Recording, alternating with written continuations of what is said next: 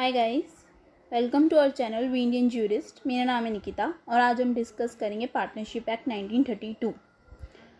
जो partnership act 1932 है वो एक्चुअल में पहले इंडियन कॉन्ट्रैक्ट एक्ट का ही पार्ट था, बट 1932 में इसको एक सेपरेट एक्ट बना दिया गया। जो ऐसा तो है नहीं अब फर्म्स जो हैं वो 1932 में या उसके बाद बनेगी। पहले भी थी फर्म्स जो उनको रेगुलेट करते थे, जो उनके लॉज थे उनके रिगार्डिंग, जो उनके मैटर्स को डील करते थे, उनके जो प्रोविजंस थे वो इंडियन कॉन्ट्रैक्ट एक्ट में थे। और उनका जो चैप्टर था वो चैप्टर 9 में कंटेन थे, जो कि सेक्शन 239 टू 266 में थे। जब इंडियन पार्टनरशिप एक्ट सेपरेट हुआ इंडियन कॉन्ट्रैक्ट एक्ट से, तो उसमें टोटल 72 सेक्शंस थे। जो ऑल सेक्शंस थे वो 1 अक्टूबर 1932 को एप्लीकेबल हो गए थे। बस इसमें से एक ऐसा सेक्शन था जो कि 1 साल बाद एप्लीकेबल हुआ, इन्फोर्स हुआ। 1 अक्टूबर 1933 में हुआ। और वो कौन सा ऐसा सेक्शन था? वो सेक्शन था 16। ऐसा क्या था इस सेक्शन में? ये सेक्शन डील करता है effect of non registration of firm. Effect of non registration firms, जिसमें कंसिक्वेंसेस क्या होंगे अगर पार्टनरशिप फर्म रजिस्टर्ड नहीं होगी। जब पार्टनरशिप एक्ट आया 1932, तो गवर्नमेंट ने फर्म्स को 1 साल दिया कि आप अपनी फर्म को रजिस्टर्ड करवा लो। तो जो रजिस्ट्रेशन ऑफ पार्टनरशिप फर्म है, it is mandatory not compulsory. करवाओ चाहे मत करवाओ। बट जो कंसिक्वेंसेस हैं, अगर आप नहीं करवाते हो तो उसके जो प्रोविजंस है, उसके जो मैटर्स को डील करता है, वो सेक्शन है 16। तभी ये सेक्शन जो है वो 1 साल बाद आया और इन्फोर्स 1 साल बाद हुआ, दैट इज इन 1933।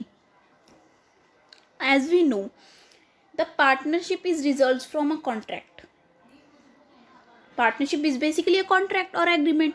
और जो एग्रीमेंट को डील करता है, हमें पता है इंडियन कॉन्ट्रैक्ट एक्ट है, जहाँ पर पार्टनरशिप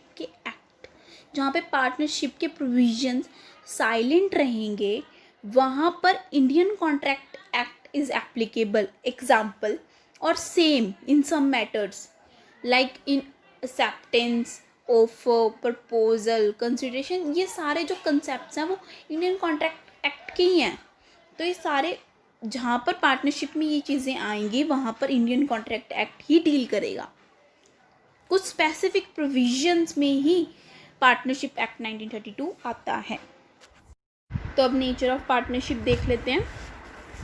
अब हमने डिफरेंट ऑर्गेनाइजेशंस होती हैं, like private company, government company, public company, proprietorship, को प्रोप्राइटरशिप, लाइक और पार्टनरशिप।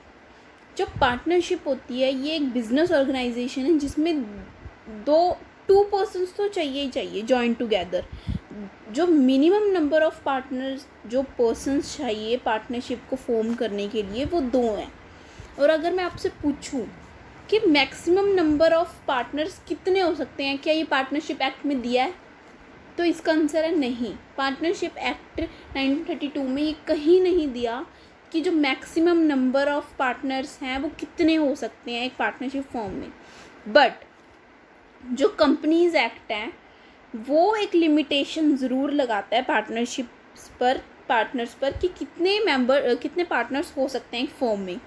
जो पहले कंपनीज एक्ट 1956 था वो ये कहता था कि जो मैक्सिमम नंबर ऑफ जो पार्टनर्स होंगे, जो बैंकिंग फर्म में होंगे वो 10 होंगे और जो अदर में होंगे वो 20 हो सकते हैं। बट जो न्यू कंपनीज आया है, न्यू कंपनीज एक्ट 2013, वो करता है कि इस्टेब्लिश करता है कि जो नंबर ऑफ पार्टनर्स जो होंगे वो 100 हो सकते हैं।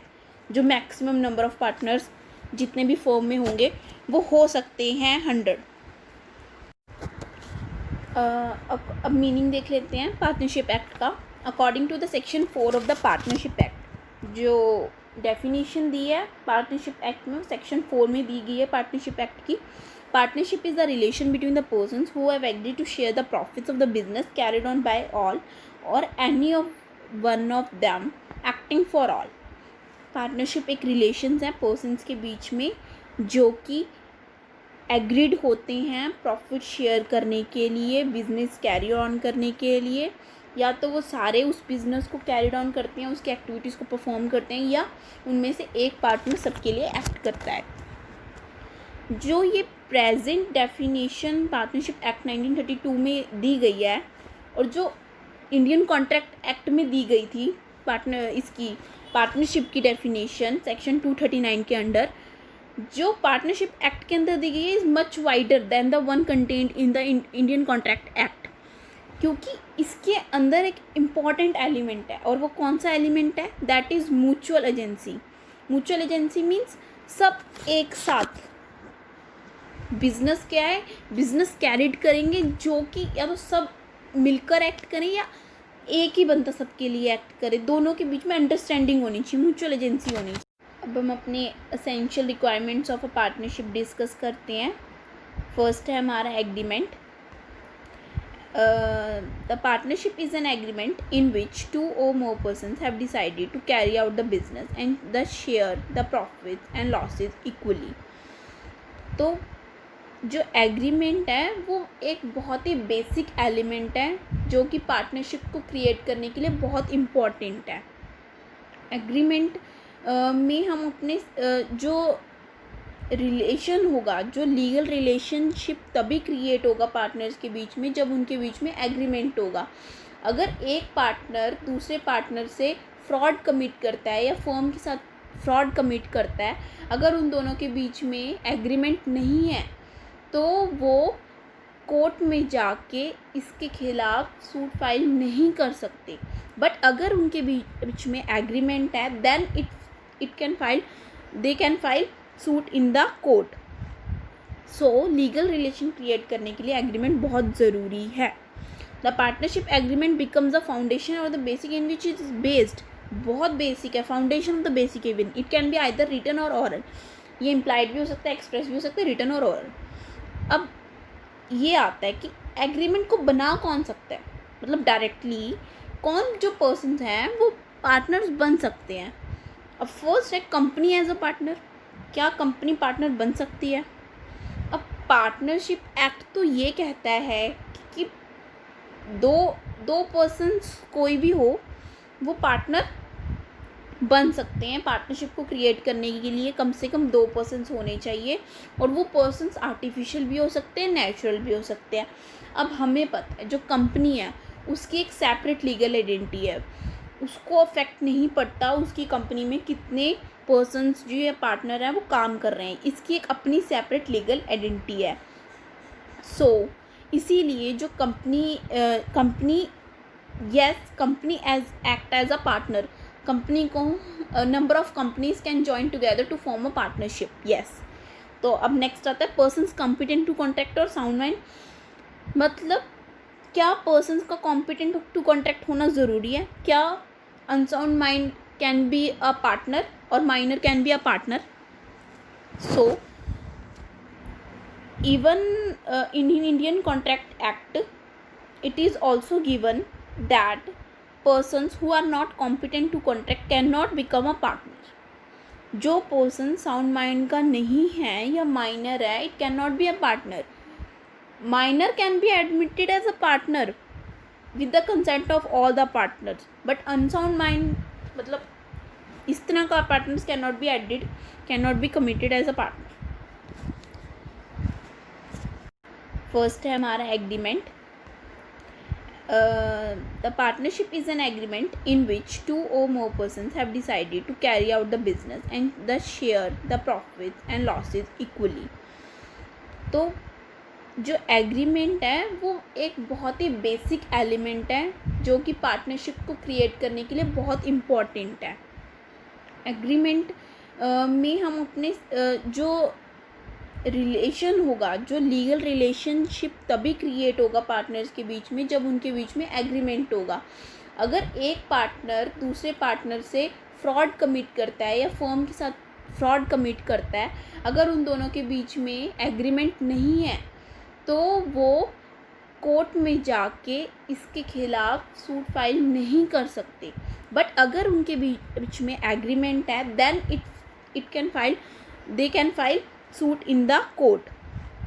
सो लीगल रिलेशन क्रिएट करने के लिए एग्रीमेंट बहुत ज़रूरी है। The partnership agreement becomes the foundation और the basic in which is based, बहुत बेसिक है, foundation of the basic even. It can be either written or oral, ये इम्प्लाइड भी हो सकता है, एक्सप्रेस भी हो सकता है, written or ऑरल।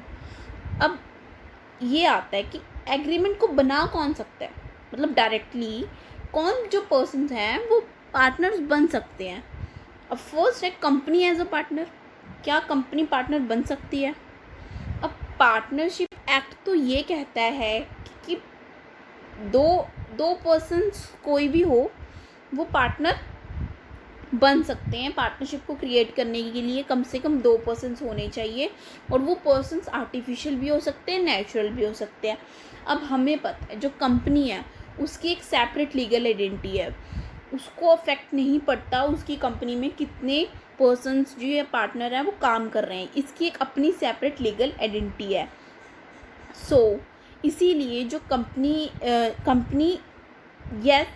As act as a partner, company को number of companies can join together to form a partnership. Yes, तो अब नेक्स्ट आता है पर्सन्स कॉम्पिटेंट टू कॉन्ट्रैक्ट और साउंड माइंड।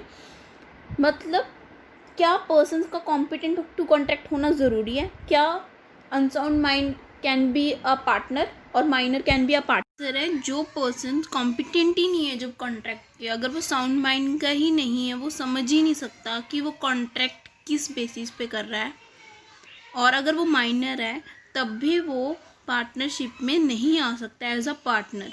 बट माइनर जो है वो बेनिफिट ले सकता है पार्टनरशिप में, एडमिटेड हो सकता है benefits of partnership, but such minor has a right to such a share of a profit and profit as may be agreed upon, and such minor can be admitted as a partner with the consent of all partners। minor को admit कर सकते हैं partnership में but with the consent of all the partners। अब next आता है Hindu undivided family. अगर family कोई जॉइंट फैमिली है और अगर वो एक बिजनेस चला रहे हैं, can be treated as a partnership और उनको पार्टनर्स माना जाएगा? तो इसका आंसर है नहीं। जो हिंदू अनडिवाइडेड फैमिली है can not become a partner of a partnership firm, because section 4 जो पार्टनरशिप एक्ट का 1932 का वो ये कहता है कि जो पर्सन्स हैं वो पार्टनरशिप में एक दूसरे के साथ एग्रीमेंट में आएंगे और शेयर प्रॉफिट करेंगे और कोई बिजनेस रन आउट करेंगे। बट जो हिंदू अनडिवाइडेड फैमिली है वो डिपेंड करती है ब्लड रिलेशन के, को पार्टनर्स के ऊपर।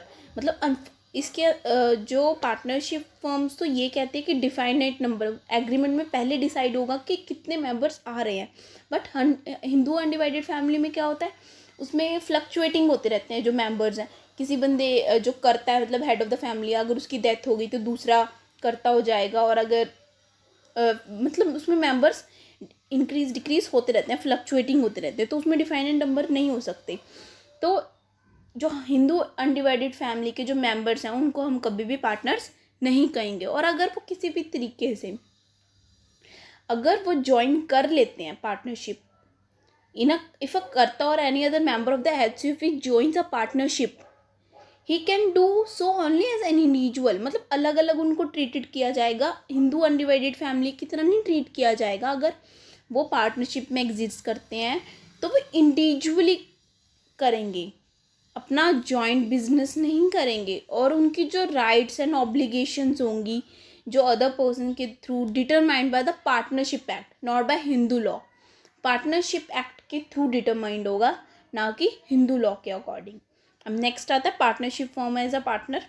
जैसे हमने देखा था जो कंपनी, बहुत सारी कंपनीज मिलके भी पार्टनरशिप बना सकती है, उनको भी पार्टनर की तरह ट्रीट किया जाएगा। क्यों? क्योंकि उनकी एक सेपरेट लीगल आइडेंटिटी है।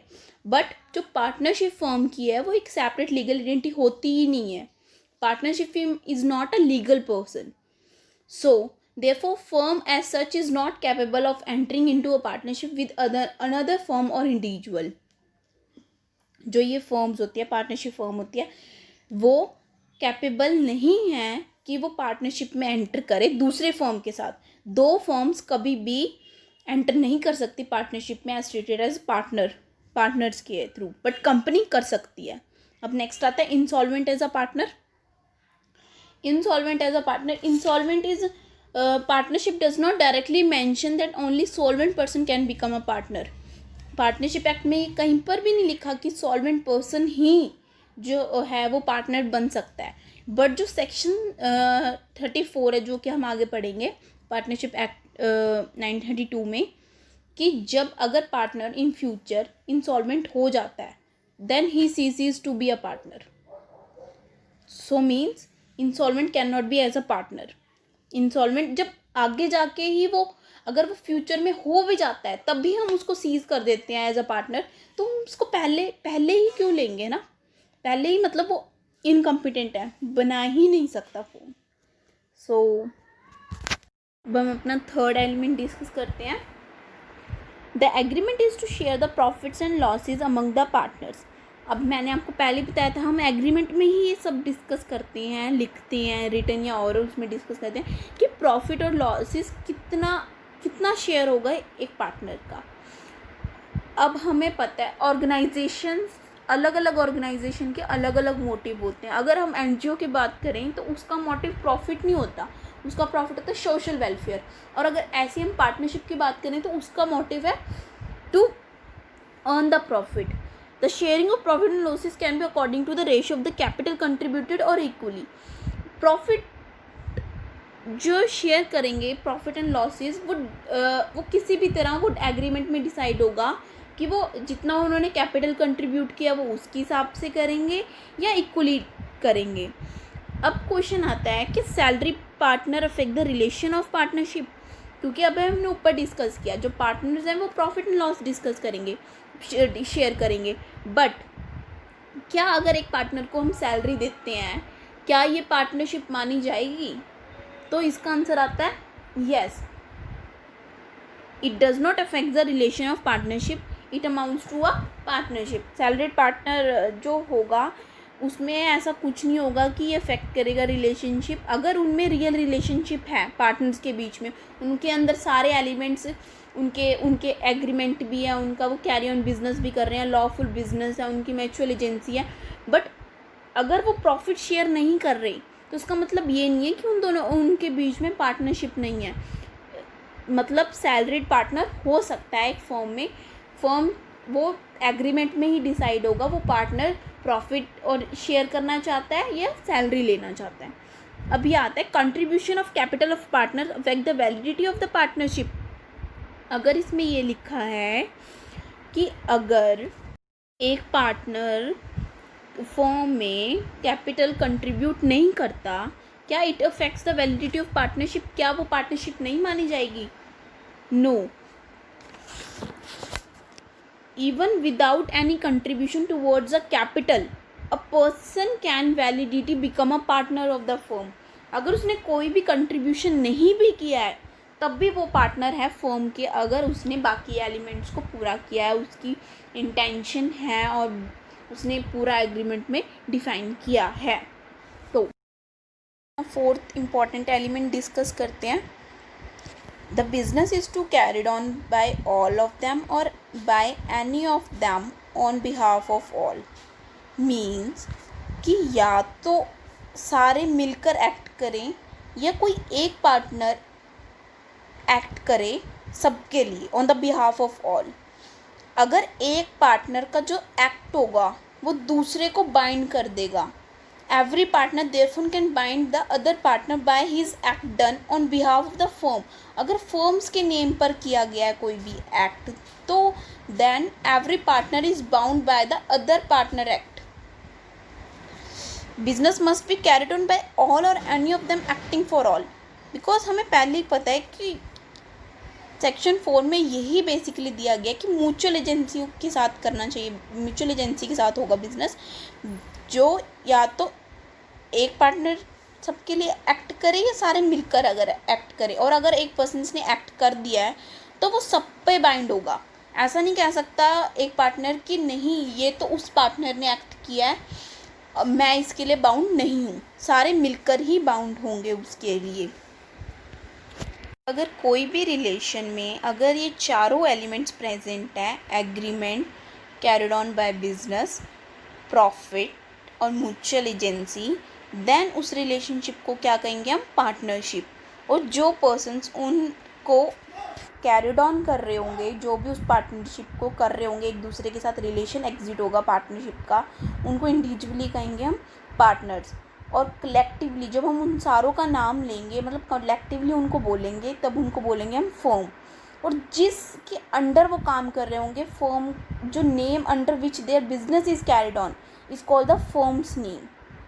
आई होप आपको ये पसंद आया होगा। नेक्स्ट वीडियो में हम सेक्शन 5, 6, 7 डिस्कस करेंगे। Thank you so much.